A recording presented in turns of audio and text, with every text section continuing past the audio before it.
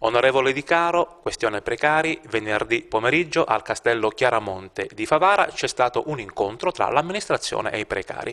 Qual è lo stato dell'arte? Ma mi dicono che l'amministrazione ha sottoposto un documento da firmare ai lavoratori con contratto a tempo determinato, che noi banalmente chiamiamo precari, in cui questi dovrebbero rinunciare ad eventuali azioni che rivendicano i loro diritti, azioni legali o di qualsiasi altra natura, con diciamo, in cambio il cosiddetto rinnovo del contratto di lavoro.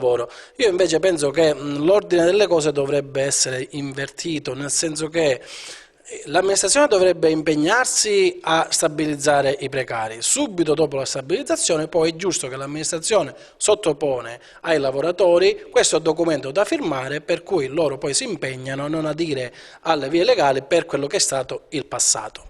Una domanda, se ho capito bene, quindi se i precari vogliono essere assunti o vogliono avere il contratto rinnovato, sono obbligati a firmare quel documento, altrimenti non verrebbero più riconfermati il contratto? E così sembra di capire, anche da quello che dicono i precari. Alcuni mi hanno telefonato abbastanza allarmati e onestamente qualcuno la vede come una sorta di ricatto. Ripeto, l'ordine delle cose dovrebbe essere invertito, anche perché il 10, quindi martedì prossimo, in seconda commissione parleremo proprio di questo. Io ho firmato un disegno di legge che impegna sia il governo regionale ma tutte le amministrazioni che hanno dichiarato il dissesto finanziario, impegna e autorizza alla stabilizzazione, così come anche detto e scritto dal TUEL. Ricordo che la regione siciliana è una regione a statuto speciale